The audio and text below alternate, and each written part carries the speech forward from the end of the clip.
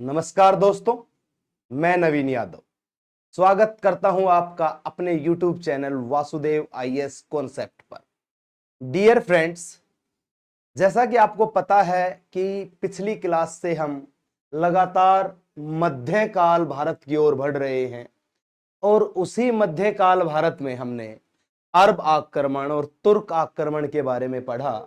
अब उसी कड़ी में हम अपने बैच मिशन इंद्रप्रस्थ के तहत पढ़ेंगे दिल्ली सल्तनत को, कैसे खड़ी हुई दिल्ली सल्तनत की नींव और किस प्रकार से दिल्ली सल्तनत बनी। उस दिल्ली सल्तनत की कहानी को हम जानेंगे।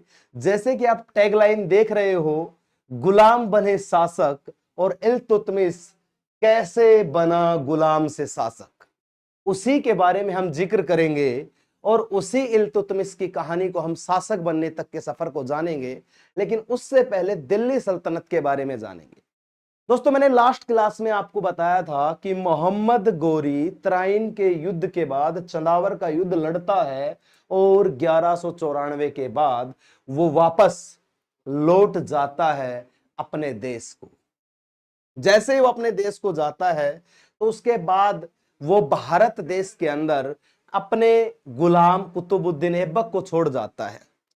उसके कुछ और गुलाम थे जिनके बारे में मैंने आपको बताया था। एक गुलाम था ताजुद्दीन यल्दौज, जिसको गजनी और कांधार सौंपा गया, और उसका एक गुलाम कवाचा और एक गुलाम था बख्तियार खिलजी। वही बख्तियार खिलजी जिसने नालंदा विश्वविद्यालय को जला दिया था। और बख्तियार खिलजी भी अपने आप में एक बहुत बड़ा योद्धा माना गया उस समय का। लेकिन दिल्ली की गद्दी पर बैठने वाला कौन था? तो वो था कुतुबुद्दीन ऐबक। अब कुतुबुद्दीन ऐबक वापस गजनी चला जाता उसके साथ, या अफगान लौट जाता उसके साथ, तो वो वापस दास ही रहता। लेकिन हालांकि भारत में वो रहा दास ही बन के शासक करेगा, दास बन के ही वो राज करेगा। लेकिन वो दास बन के राज तब तक करेगा जब तक वो अपना स्थापत्य करेगा। लेकिन वो स्थापत्य करेगा तब तक उसकी मृत्यु हो जाएगी बेचारे की। क्यों? क्योंकि बहुत सारी चुनौतियां रही हैं उसके सामने और बहुत सारी चीजें रही हैं। आप जानते हो, राजा बनता है तो राजा के सामने बहुत सारी चुनौतियां आती हैं। प्रजा के पास कोई चुनौतियां नहीं होती। क्यों नहीं होती? क्योंकि प्रजा समझदार नहीं होती, राजा समझदार होता है। प्रजा समझदार होती तो प्रजा ही शासन कर लेती। राजा के पास चुनौतियां होती हैं और चुनौतियों का सामना करना। जिन चुनौतियों का सामना ऐबक नहीं कर पाया ज्यादा समय तक, उनका सामना इल्तुतमिश ने किया, और तभी इल्तुतमिश राजा बन पाया और तभी उसने अपनी सत्ता को स्थापित किया और बहुत आगे लेकर के गया। उसी कहानी को हम आज जानेंगे। गुलाम बने शासक क्यों लिखा है? क्योंकि वो सब गुलाम थे किसके? गोरी के। और इल्तुतमिश कैसे बना गुलाम से शासक? वो गुलाम था ऐबक का, और ऐबक से वो कैसे गुलाम से वो शासक का सफर तय करेगा, वो सारी चीजें हम डिस्कस करेंगे। अब आगे आते हैं तो दिल्ली सल्तनत में 5 राजवंशों की कहानी को हम पढ़ते हैं। 5 राजवंशों की कहानी को हम पढ़ते हैं, और वो 5 राजवंश कौन से रहेंगे जिनका जिक्र हम करेंगे। तो देखिए, दिल्ली सल्तनत के 5 राजवंश, पांचों की फोटो मैंने आपके सामने रखी है और पांचों की कहानी हम जानते हैं। सबसे पहला जिसका हमने नाम रखा है गुलाम वंश। 1290 से 1206 से 1290 तक यह वंश रहा। दूसरा खिलजी वंश 1290 से 1320 तक राज करके गया। फिर आया तुगलक वंश, 1320 से 1414 तक राज करके गया। फिर आया लोधी वंश। लोधी वंश जो राज करके गया वो 1451 से 1526 तक। फिर आया सैयद वंश, 1451 से 1451 तक राज करके गया, 1414 से 1451 तक। ये 5 वंशों का प्रभुत्व रहा। ये 5 वंश इस दिल्ली सल्तनत में अपना राज कायम करेंगे। लेकिन इनमें सबसे महत्वपूर्ण है दिल्ली सल्तनत की नींव रखने वाला राजवंश गुलाम वंश। फिर सबसे महत्वपूर्ण खिलजी आएगा, और फिर सबसे ज्यादा प्रभुत्व रखने वाला तुगलक वंश आएगा। उन सभी के बारे में हम पढ़ते हुए चलेंगे। लेकिन गुलाम वंश पढ़ना हमारे लिए जरूरी है, क्योंकि जिसने दिल्ली की नींव रखी थी, अफगान से दिल्ली तक ये चल करके आए और दिल्ली में अपना आधिपत्य स्थापित कर लिया, वो गुलाम, उन गुलामों का राज रहा। सोचिए, जो खुद गुलाम थे वो कैसे राज कर सकते थे। लेकिन भारत में गुलामों ने भी राज किया, जैसा कि मैंने बताया कि कुछ कमियां रही थी, और उन गुलामों ने राज कैसे किया वो सारी चीज करेंगे। गुलाम वंश का संस्थापक था कुतुबुद्दीन ऐबक। खिलजी वंश का संस्थापक कौन था? जलालुद्दीन खिलजी। तुगलक वंश का संस्थापक गयासुद्दीन तुगलक। ठीक।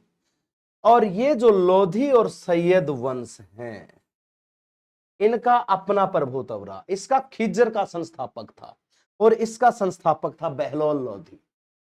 तो ये लोधी और सैयद वंश है, इनकी कहानी ज्यादा इतनी विकसित नहीं बताई गई, लेकिन गुलाम, खिलजी और तुगलक, इन तीनों का प्रभुत्व दिल्ली सल्तनत में बहुत अधिक रहा। उन्हीं के बारे में हमें पढ़ना है। और सबसे पहली कहानी गुलाम वंश की। कुतुबुद्दीन ऐबक एक ऐसा शासक जो शासक तो बनेगा लेकिन कभी सुल्तान की उपाधि धारण नहीं करेगा। उसके सामने चुनौतियां थी, आंतरिक खतरा, उसके सामने चुनौती थी सामंतवाद, और उन सभी चुनौतियों से ये निपटने का प्रयत्न करेगा। लेकिन बेचारा जैसे जैसे आगे बढ़ेगा, वैसे वैसे इसके पास समय कम रहेगा, और 1206 से 1210 केवल 4 साल का शासन कर पाया, और 4 साल के शासन के अंतराल में इसकी मृत्यु हो जाती है, और ये ज्यादा कुछ नहीं कर पाया। दिल्ली की गद्दी पर बैठने वाला एकमात्र ऐसा शासक जिसने सुल्तान के नाम से नहीं, गुलाम के नाम से राज किया, जिसने सिपाह सालार की उपाधि से राज किया। बहुत सारी जगह इसका सफर तय रहा बेचारे का। जब इसके माता पिता से बिछुड़ गया तो जगह जगह इसकी बोलियां लगी, कभी किसी ने खरीदा तो कभी किसी ने खरीदा, और फिर किसी ने खरीदा, अंत में गोरी ने खरीदा, और गोरी ने इसकी किस्मत बदल दी, और गोरी ने किस्मत बदलने के बाद इसको दिल्ली की गद्दी तक पहुंचाया। अब दिल्ली की गद्दी तक तो ये पहुंचा, लेकिन ज्यादा लंबे समय तक बेचारा राज नहीं कर पाया, और इस बेचारे की कहानी समाप्त हो गई 1210 में।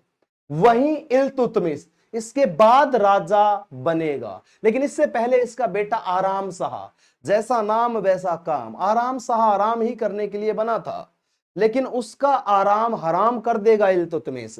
इल्तुतमिश उस समय बंदायूं का गवर्नर हुआ करता था, और बंदायूं का गवर्नर आराम शाह के पास जाता है, कहता है कि तू अयोग्य शासक है, तू शासन करने लायक ही नहीं है, और ये वैसे भी गुलामों का वंश है, तेरे पिता गोरी के गुलाम थे और मैं तेरे पिता का गुलाम हूं, तो मैं राजा बनूंगा, तू नहीं।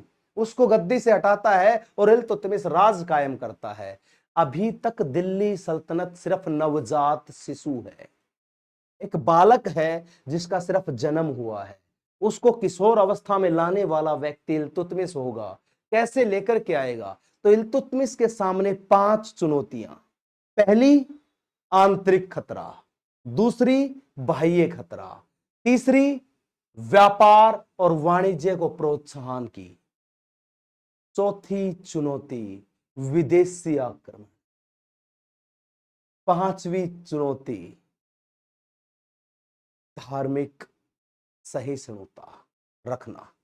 कैसे रखेगा वो सारी चीजें इसने देखी, क्योंकि भारत विभिन्न विविधताओं वाला देश है, और उस समय ये चुनौती इसके सामने थी।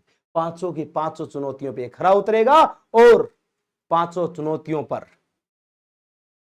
ये बंदा विजय प्राप्त कर अपना आधिपत्य स्थापित करेगा। पहली चुनौती का समाधान, आंतरिक खतरे को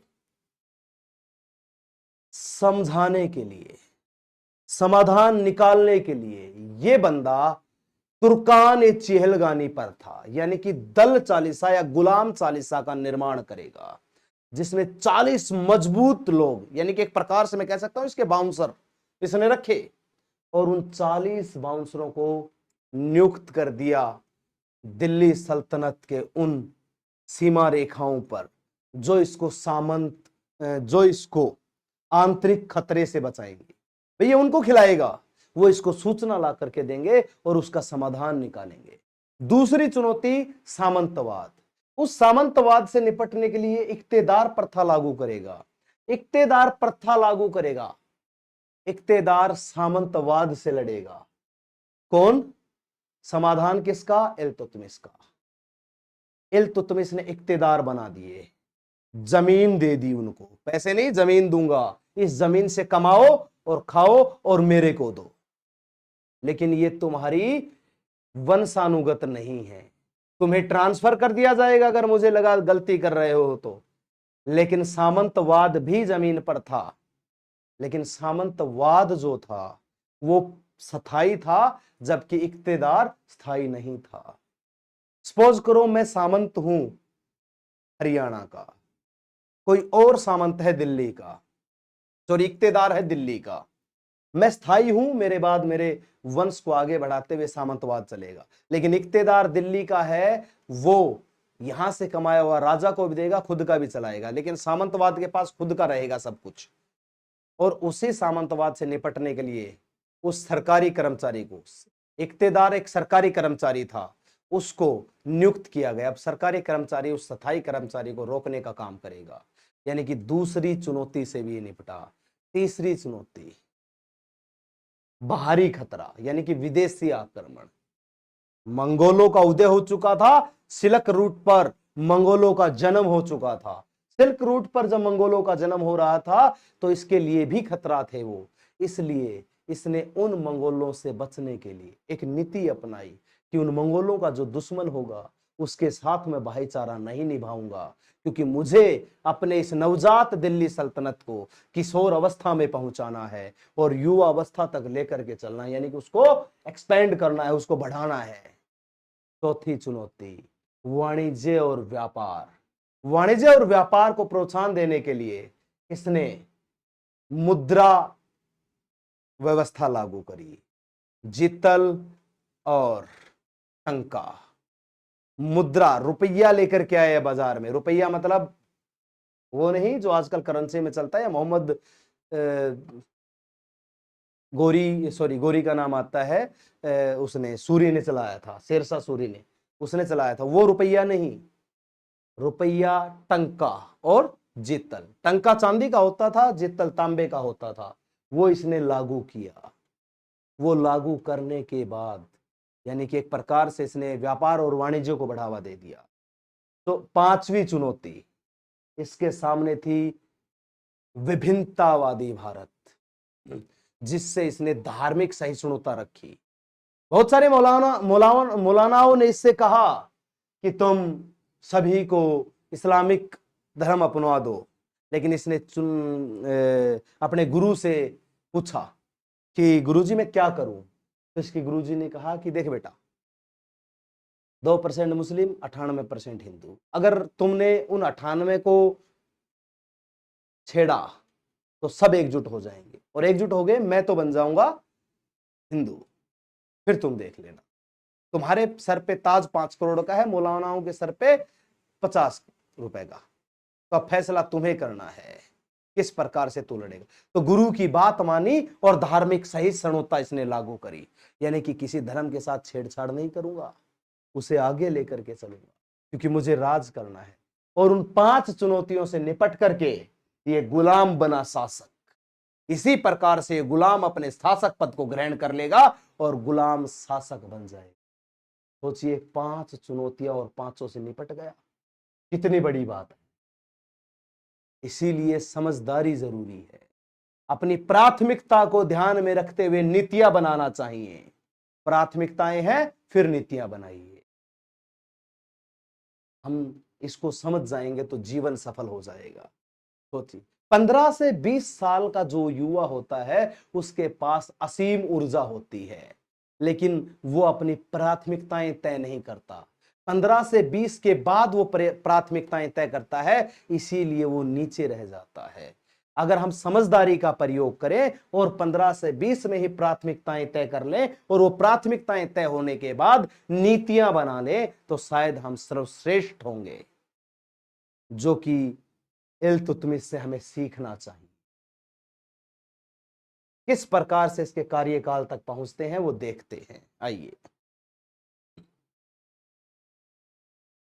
तो पहला शासक, दोनों की फोटो मैंने लगा रखी है, एक तो गुलाम वंश का संस्थापक और एक वास्तविक संस्थापक कुतुबुद्दीन ऐबक 1206 से 1210 तक राज करके गया। इल्तुतमिश 1210 से 1236 तक राज करके गया। इन दोनों की तस्वीर आप बखूबी देख सकते। ये बंदा संस्थापक बनेगा, लेकिन सिपा सालार के नाम से, सेनापति के नाम से राज करेगा, गुलाम के नाम से राज करेगा, राजा ने। ये बंदा संस्थापक बनेगा, सुल्तान की उपाधि धारण करेगा खलीफाओं से लीगली, और बढ़ाएगा दिल्ली सल्तनत को अपने चरम पर। इससे कुछ सीखने को मिलेगा हमें, वो सब सीखेंगे जो हमें सीखना चाहिए। आइए हम बात करते हैं। अब आगे बढ़े तो इल्तुतमिश से पहले हम कुतुबुद्दीन ऐबक को समझेंगे। पीपीटी मैंने बाइलैंग्वेज में बनाई है, आप लोगों को आसानी रहेगी, हिंदी वाला बच्चा हिंदी में समझेगा। कुतुबुद्दीन ऐबक संस्थापक रहा, 1206 से 1210 तक राज करके गया। कुतुबुद्दीन ऐबक का जन्म तुर्किस्तान में तुर्क जनजाति में हुआ था। ऐबक बचपन में अपने माता पिता से बिछुड़ गया था, छोटा था, माता पिता से अलग हो गया था। इस समय तुर्की में गुलामी की खरीद और बिक्री होती थी, इस समय गुलाम खरीदे और बेचे जाते थे। बचपन में ऐबक को काजी फखरुद्दीन, नाम याद रखना, काजी फखरुद्दीन अजीज द्वारा खरीद लिया गया। काजी फखरुद्दीन अजीज के द्वारा खरीद लिया गया। काजी द्वारा ऐबक को अच्छे से पालन पोषण किया गया, यानी कि काजी ने इसकी अच्छे से देख रेख की, इसको पाला पढ़ाया लिखाया और कुरान की शिक्षा भी दी। जब इसने कुरान पढ़ ली तो इसको एक नया नाम मिला, कुरान खान।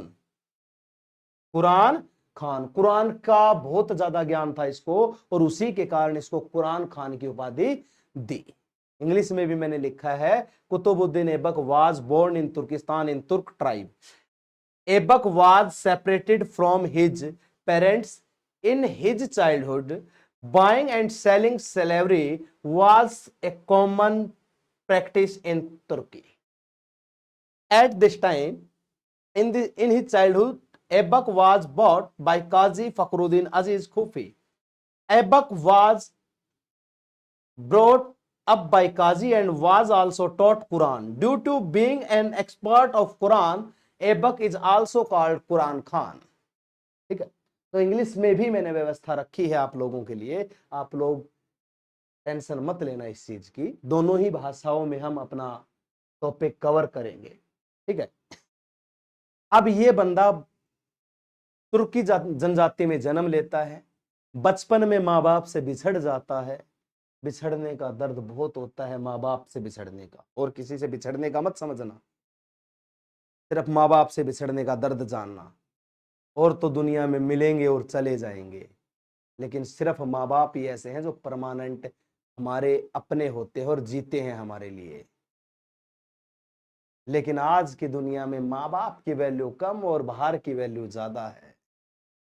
हम बाहरी चीजों को प्राथमिकताएं देते हैं और उन्हीं के हिसाब से नीतियां बनाते हैं, लेकिन हम माँ बाप को प्राथमिकताएं दें और उन्हीं के हिसाब से नीतियां बनाएं तो हमारा जीवन ही सफल हो जाएगा। बचपन में माँ बाप से बिछड़ा, बिछड़ने के बाद काजी फखरुद्दीन अजीज कुफी के द्वारा खरीद लिया गया। उसने इसको अच्छे से पढ़ाया लिखाया, कुरान का ज्ञान दिया, और फिर कुरान का ज्ञान दिया तो ये उस कुरान का इतना बड़ा ज्ञाता बन गया कि इसका नाम ही कुरान खान हो गया। फिर उसके बाद ये आगे बढ़ा, और आगे बढ़ा तो इस बंदे ने क्या क्या और संघर्ष देखा। फिर इसके पालक पिता काजी की मृत्यु हो जाती है। उसके बाद काजी के बेटों ने ऐबक को व्यापारी को बेच दिया। काजी के बेटों ने ऐबक को किसे बेच दिया? व्यापारियों को। व्यापारी ने ऐबक को गजनी पहुंचाया, और गजनी पहुंचा तब मोहम्मद गोरी ने ऐबक को खरीद लिया।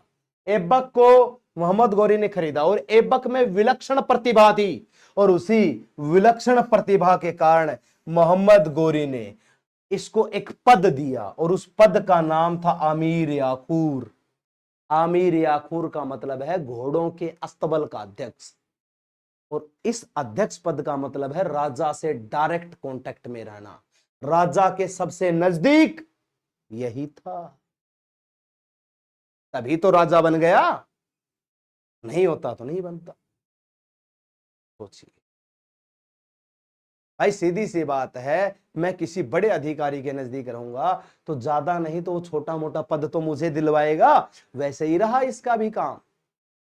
फिर उसके बाद ये और संघर्ष देखेगा और यहीं से इसकी कहानी बदलेगी गौरी के। यहीं से काजी बेचारा मृत्यु को प्राप्त हुआ, उसके बेटों ने इसे बेच दिया, बेचारा खरीदा गया, बिकता गया, खरीदा गया। क्या सफर रहा, सोच के देखिए। व्यापारी इसको गजनी ले गया, गजनी में गौरी ने खरीद लिया और उस गौरी ने इसकी प्रतिभा को पहचाना और पहचान करके इसको आमीर याखूर का पद दे दिया। फिर उसके बाद लगातार बदलाव आया इस बेचारे के सफर में और उसके बाद गौरी की मृत्यु हो गई। अब गौरी भी चल बसा 1206 में।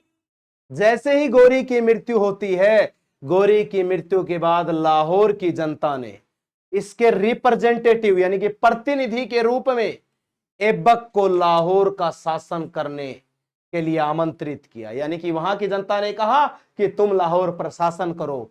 अब ऐबक ने इसे स्वीकार कर लिया, ऐबक एक्सेप्टेड, ऐबक ने स्वीकार किया और स्वीकार करने के बाद 1206 में ऐबक का राज्याभिषेक हुआ, राज तिलक हुआ और ऐबक बना गुलाम से शासक।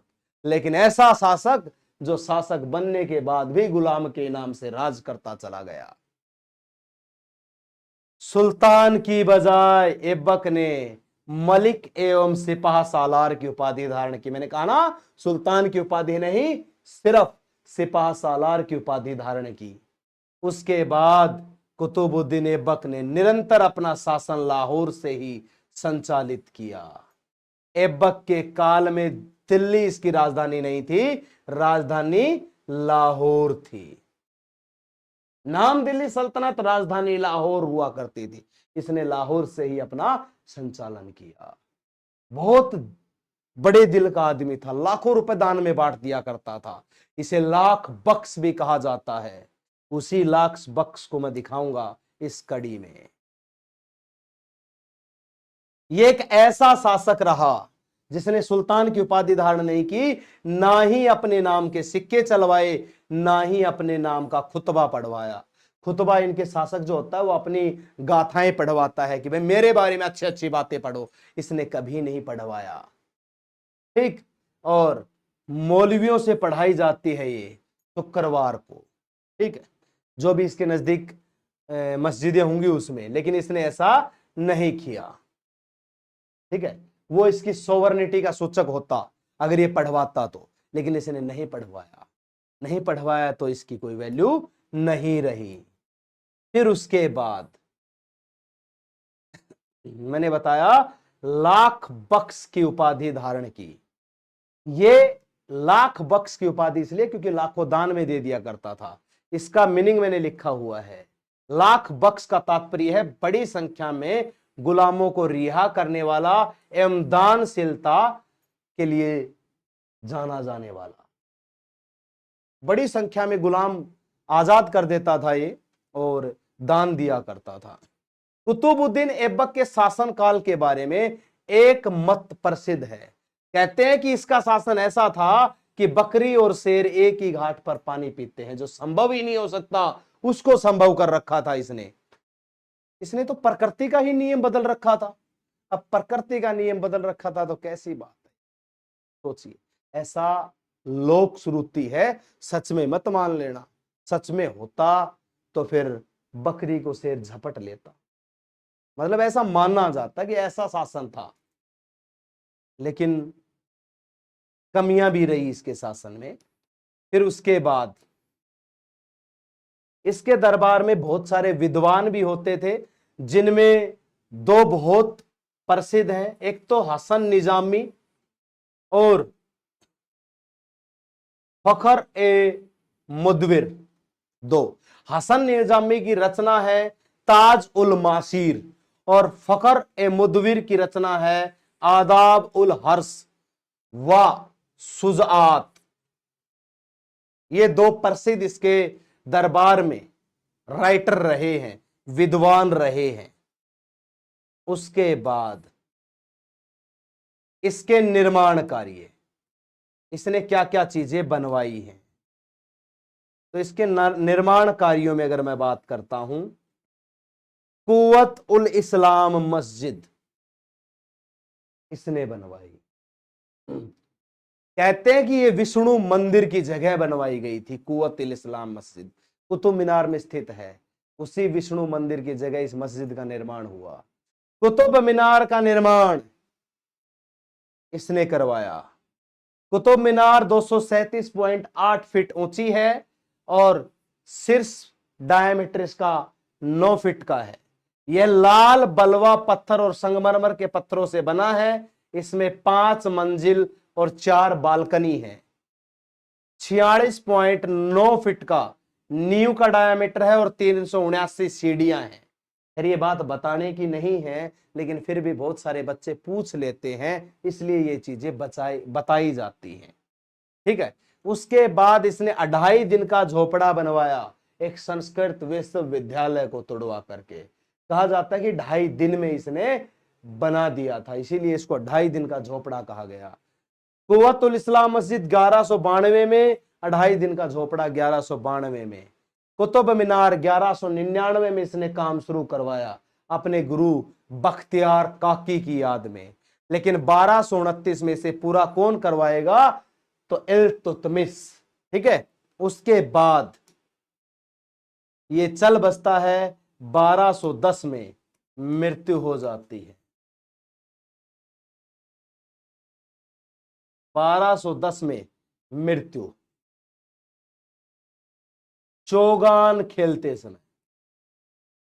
एक गेम है पोलो, जिसको हिंदी में चौगान बोलते हैं, वो खेलते समय इसकी मृत्यु हो जाती है। घोड़ों पे बैठ के खेला जाता है, एक स्टिक होती है और एक बॉल को मारा जाता है, वो खेलते हुए इसकी मृत्यु हो जाती है। ठीक है। उसके बाद शासक बनता है, मैंने बताया, इल्तुतमिश। इसी की तो कहानी हमें पढ़नी है। पूछिए, गुलाम बना शासक, यहीं से शुरू होना है। इसका पूरा नाम था शमसुद्दीन इल्तुतमिश। इल्तुतमिश ऐबक का गुलाम था। 1197 में अनहिलवाड़ा गुजरात के आक्रमण के समय ऐबक ने खरीदा था। 1197 में जब अनिलवाड़ा गुजरात में अटैक हुआ था, उस समय ऐबक ने इसे खरीद लिया था। ठीक। लेकिन शीघ्र ही इसने अपनी योग्यता से कुतुबुद्दीन ऐबक की बेटी से विवाह किया और उसका दामाद बन गया। इसमें इतनी योग्यता थी कि ऐबक ने गुलाम से बेटी का विवाह कर दिया और ये उसका दामाद बन गया। ऐबक की मृत्यु के बाद इल्तुतमिश राजा बना।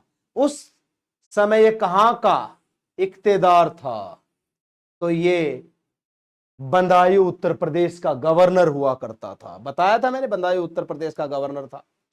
उसके बाद ये जो इल्तुतमिश है, दिल्ली सल्तनत का प्रथम वास्तविक संस्थापक बना, ये बात याद रखनी है। 1229 में इसने बगदाद के खलीफा अल मुंतसिर बिल्लाह से सुल्तान की उपाधि धारण की। सुल्तान की उपाधि या खिल्लत यानी कि इजाजत प्राप्त करी, ये सुल्तान बन गया। 1229 में इसने उपाधि धारण की। पूछा गया क्वेश्चन है कि कब इसने सुल्तान की उपाधि धारण करी, तो 1229 में। खिल्लत उर्दू भाषा का शब्द है, लेकिन इसको हिंदी में इजाजत कहा जाता है, इजाजत प्राप्त करी। ठीक। इल्तुतमिश ने अपने नाम का खुतबा पढ़वाया। इल्तुतमिश प्रथम मुस्लिम शासक था जिसने दिल्ली को अपनी राजधानी बनाया, यानी कि यही वो व्यक्ति था जो लाहौर से दिल्ली राजधानी लाया और अपने नाम की संप्रभुता पढ़ाई, अपनी सोवर्निटी का परिचय दिया कि मैं कौन हूं, ये बताओ लोगों को।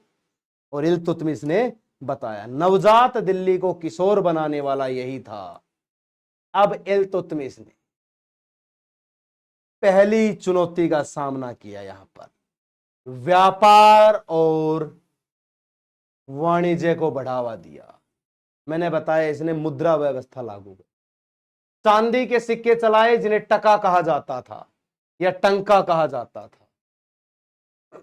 तांबे के सिक्के चलाए जिन्हें जित्तल कहा जाता था। इल्तुतमिश पहला मुस्लिम शासक था जिसने सिक्कों पर टकसाल का नाम अंकित करवाया। इसने सिक्कों पर अपनी टकसाल का नाम छपवाया। ठीक, इसके साथ ही इल्तुतमिश ने दिल्ली में टकसाल की स्थापना भी करवाई। सिक्के ढालने वाली टकसाल इसने दिल्ली में ही लगवा दी। इसके साथ ही इसने इन सिक्कों पर शिव के बैल तथा घुड़सवार के चित्र भी अंकित करवाए। मैंने बताया भारत के विभिन्नतावादी क्षेत्रों को जीतने के लिए इसने धार्मिक सहिष्णुता अपनाई, यानी कि इसने हिंदुओं पर विश्वास कायम रखने के लिए शिव के बैल नंदी का चित्र बनवाया सिक्कों पर, और घुड़सवारों का चित्र भी अंकित करवाया सिक्कों पर। सोचिए कितनी दूर की सोचता था ये बंदा, और इतनी दूर की सोच रखने वाला बंदा कैसे अपने राज्य को नहीं बढ़ाएगा। सीखने को मिलता है कि कैसे नीतियां अपनानी है। इसने ये नीतियां अपनाई और ये अपनाता चला गया। अब देखिए इल्तुतमिश ने 40 तुर्क सरदारों को मिलाकर तुर्कान ए चेहलगानी नामक प्रथा शुरू करी। मैंने बताया था आपको कि सामंतवाद से निपटने के लिए इक्तेदार प्रथा लागू करेगा, लेकिन आंतरिक खतरों से निपटने के लिए तुर्कान ए चेहलगानी, इसे ही दल चालीसा कहा जाता है, इसे ही गुलाम चालीसा कहा जाता है। 40 गुलामों का संगठन तैयार कर लिया, बाउंसर बना दिए और खड़े कर दिए दिल्ली के बाउंड्री पर। जो भी बाहर अंदर से खतरा आए उसको वही निपटाओ, यह रणनीति थी। इल्तुतमिश ने दास अधिकारियों का एक अभिजात एवं अमीर व्यक्तियों का समूह था। हालांकि इल्तुतमिश ने प्रशासन संबंधित मामलों के बेहतर क्रियावन सलाहकारी भूमिका तौर पर इस संस्था का निर्माण किया था। एक सलाहकार गठन भी था। ये इसको सलाह देता था कि क्या करना आंतरिक खतरों से निपटने के लिए। ठीक है, तो ये तुर्कान ए चेहलगानी प्रथा हुआ करती थी। फिर उसके बाद ये अब तक 2 चुनौतियों से निपट चुका है, अब तीसरी चुनौती से निपटेगा। ठीक, लेकिन इसकी एक अच्छी बात भी बताई जाती है, यह न्यायप्रिय शासक था। ठीक, लेकिन न्याय का आधार धर्म ही होता था, इनका धार्मिक आधार पे न्याय करता था। ठीक, न्याय व्यवस्था को कुशल बनाने के लिए इसने आमीर दाद जैसे अधिकारियों की नियुक्ति करी, यानी कि इसने जजिज नियुक्त किए, पोस्ट बनाई जजों की, आमीर दाद जिन्हें कहा जाता था, और वो इसको न्याय की व्यवस्था बताते थे। ये उनको न्याय करने के लिए बोलता था। ठीक, इसके शासनकाल के संदर्भ में यह कथन प्रचलित है कि न्याय की मांग करने वाले व्यक्ति लाल वस्त्र धारण करके दरबार में आएंगे, यानी कि जिसको न्याय चाहिए वो लाल कपड़े पहन के दरबार में आएंगे, तभी न्याय मिलेगा। ये एक व्यवस्था होती थी। ठीक है, यानी कि इसने चुनौतियों से निपटने के साथ साथ न्याय व्यवस्था को भी मजबूत किया, और उस न्याय व्यवस्था को मजबूत बनाने के लिए, कुशल बनाने के लिए अमीर ए दाद पद को नियुक्त किया। सोचिए, ये न्याय के बारे में भी सोचता था। हालांकि न्याय धार्मिक आधार पे हो वो कोई बात नहीं है, लेकिन इसने सोचा वो बहुत बड़ी बात है। इसके दरबार में मोरक्को देश का एक विदेशी यात्री इब्न बतूता आएगा, जो इसके बारे में भी कुछ बातें लिखेगा, वो भी मैं आपको बताऊंगा। ठीक है, वो सारी चीजें डिस्कस करेंगे। सोचिए इसकी सोच कितनी मजबूत रही होगी। क्योंकि इसने गुलाम से शासक बनने का सफर तय किया, कोई ऐसे वैसे कहानी नहीं बताई। सीखने को मिलता है।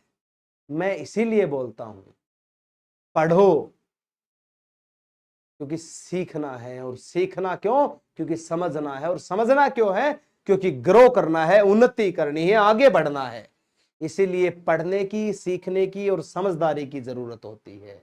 इसीलिए कहा जाता है कि प्राथमिकताएं तय कर लो, प्रायोरिटी तय कर लो और उसी प्रायोरिटी के बेस पे पॉलिसीज बनाओ। अगर प्रायोरिटी तय नहीं करोगे और पॉलिसीज नहीं बनाओगे तो वहीं के वहीं रह जाओगे। इसने प्रायोरिटी तय करी, इसने 5 चैलेंजेस लिए और उनको प्रायोरिटी बनाया और उनका सॉल्यूशन किया समझदारी के साथ। तभी तो ये शासक बना, तभी तो ये रियल फाउंडर कहलाया, तभी तो ये सुल्तान बना।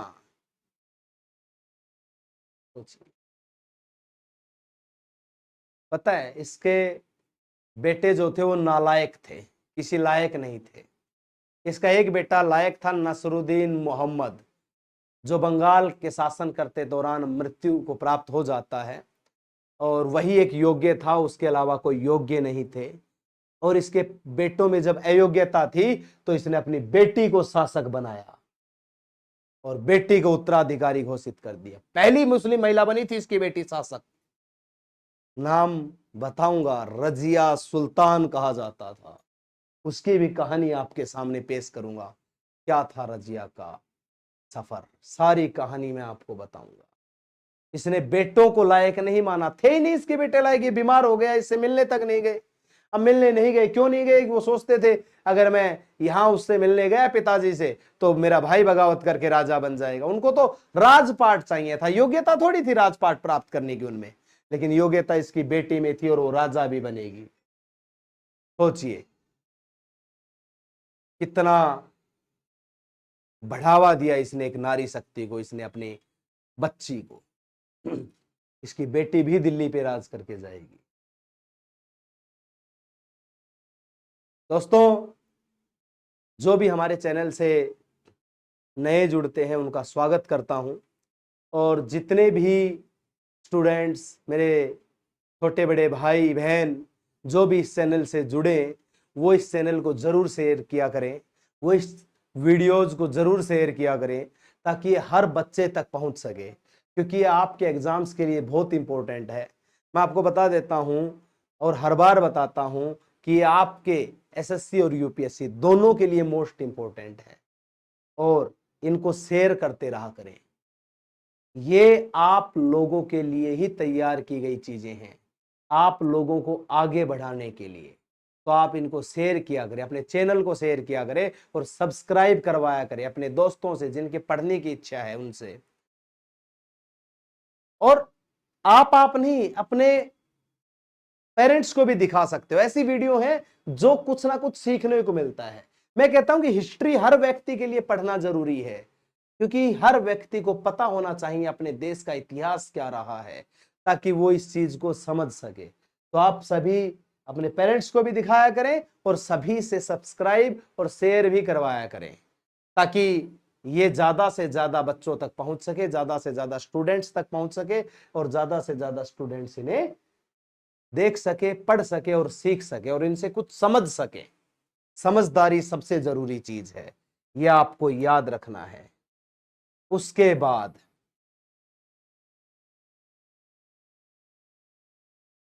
आ गई तीसरी चुनौती। दिल्ली साम्राज्य को छोटे छोटे क्षेत्रों में विभक्त कर दिया, बांट दिया, जिन्हें इक्ता कहा गया। और इन क्षेत्रों पर शासन करने वाले अधिकारियों को इक्तेदार कहा गया। इक्तेदार प्रथा शुरू करी। क्यों? क्योंकि सामंतवाद से निपटने के लिए, सामंतवाद से निपटने के लिए ये इक्तेदार बनाए इसने, बहुत मजबूती से इसने खड़े रखे ये बाउंसर्स। इक्ता व्यवस्था की शुरुआत भारत से बाहर फारस यानी कि आज के ईरान में, पश्चिम एशिया में पहले ही हो चुकी थी। वहीं से इसने प्रेरित होकर के इक्तेदार प्रणाली शुरू करी। लेकिन भारत में प्रशासनिक रूप से इक्ता प्रथा इल्तुतमिश ने स्थापित करी थी। ये इसने फ्रांस और पश्चिमी एशिया से सीखी थी, तभी ये स्थापित कर पाया था। ठीक है, उसके बाद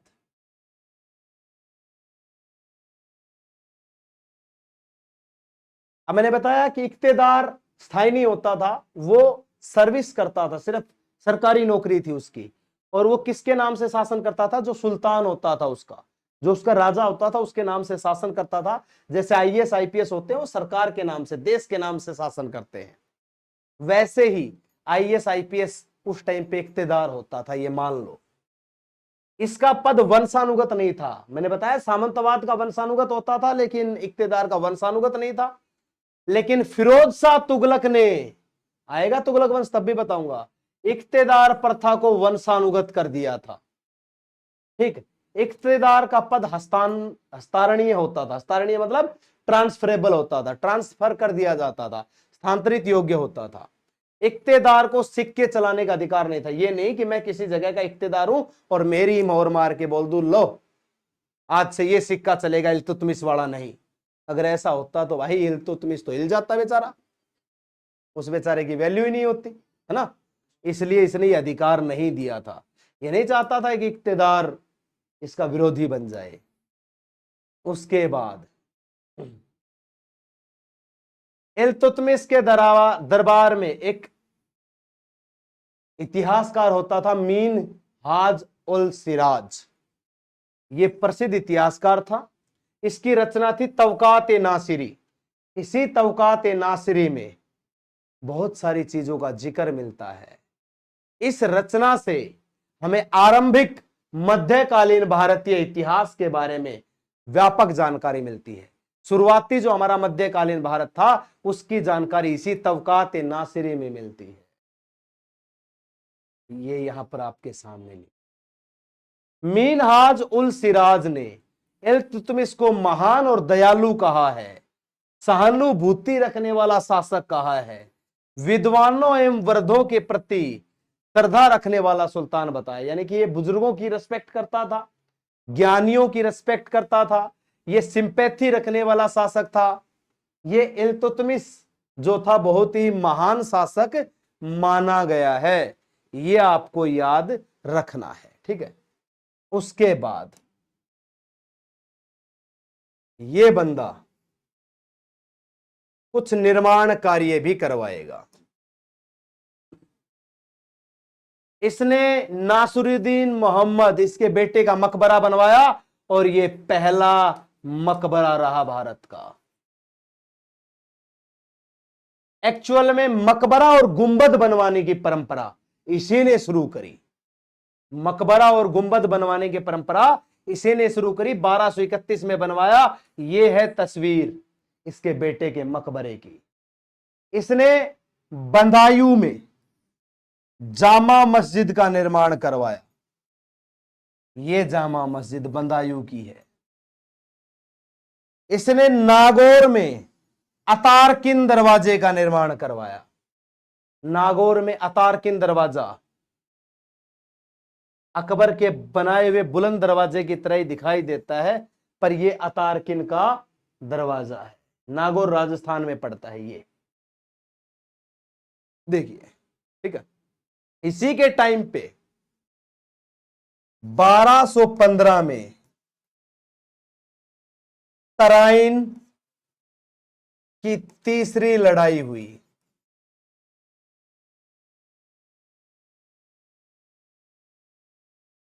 अब तक तराइन के 2 युद्ध पड़े, लेकिन तराइन का तीसरा युद्ध भी इसी के टाइम पे हुआ। किस किस के बीच? इसी इल्तुतमिश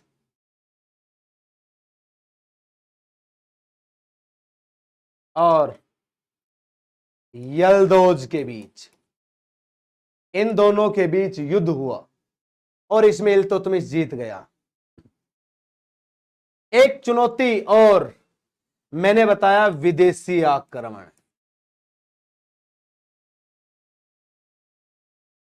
इसी के समय में 1221 में चंगेज खां एक मंगोल था जिसने भारत में आक्रमण किया। भारत में आक्रमण किया, भारत के खिलाफ नहीं किया।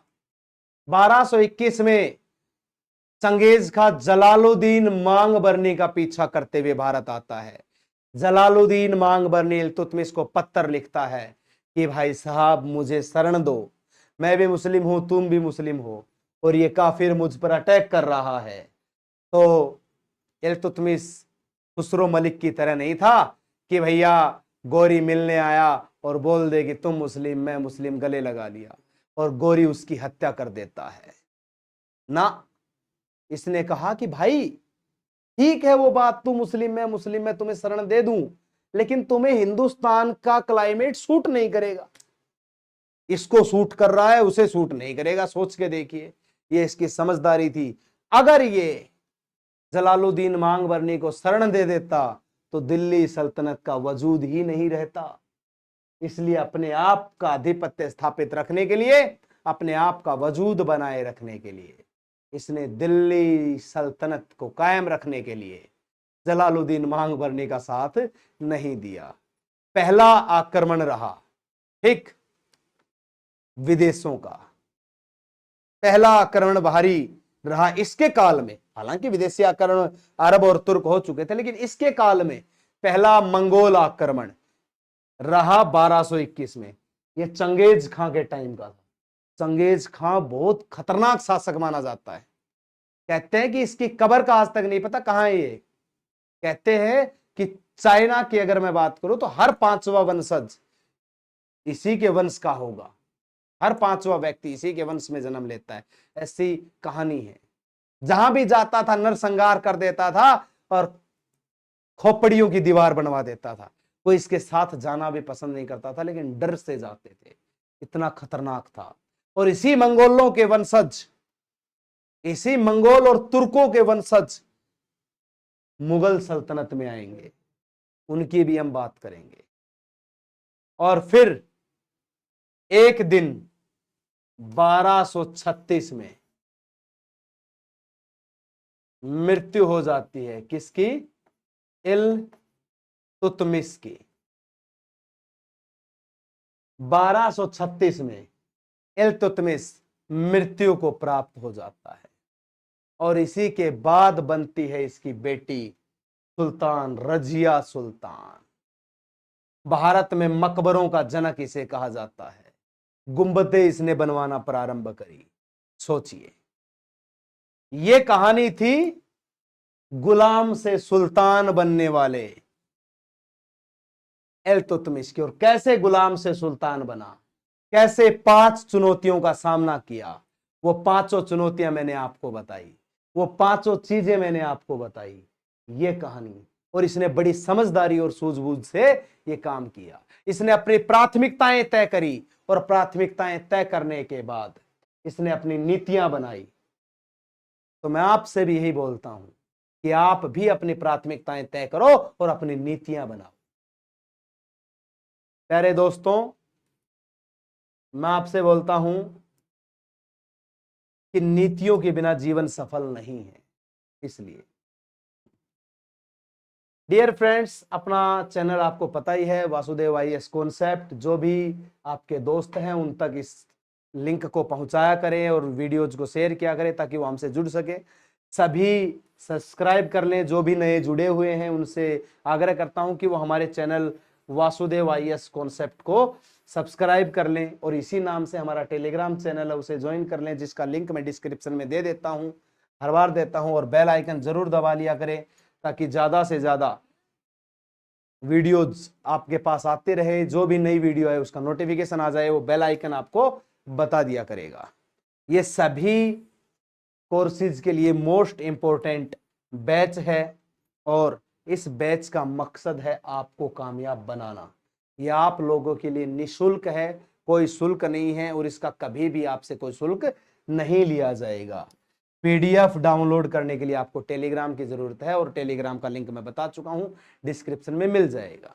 ठीक है दोस्तों, और लाइक और शेयर जरूर किया करें क्योंकि आपका लाइक और शेयर ही मेरा हौसला बढ़ाता है और मैं लगातार लाइक और शेयर आप तक आपकी तरफ से होने की उम्मीद करता हूं। आप लाइक और शेयर लगातार करते रहा करें, जिससे मैं और अच्छा कंटेंट आपके सामने ला सकूं। मैं बिल्कुल आसान भाषा में कंटेंट लाता हूं ताकि आप समझ सको, हर व्यक्ति इसको समझ सके। तो आप सभी मिल करके आगे बढ़े। इस बैच का नाम मैंने मिशन इंद्रप्रस्थ क्यों रखा है वो आपको मैंने पहली क्लास में बता दिया था। दूसरी में मैंने आपको यह बताया था कि इस मिशन इंद्रप्रस्थ के तहत मैं आज के इंद्रप्रस्थ का युधिष्ठिर आपको बनाना चाहता हूं, और आप आज के बैच का युधिष्ठिर बनने के लिए तैयार रहे और जुड़िए हमारे चैनल से। तो आप सभी ज्यादा से ज्यादा शेयर किया करें। आज के लिए इतना ही रहेगा। जय हिंद, जय भारत। थैंक यू अपना कीमती समय देने के लिए। लगातार पढ़ें, आगे बढ़े और खूब समझदार बने और सीखें और उन्नति को प्राप्त करें।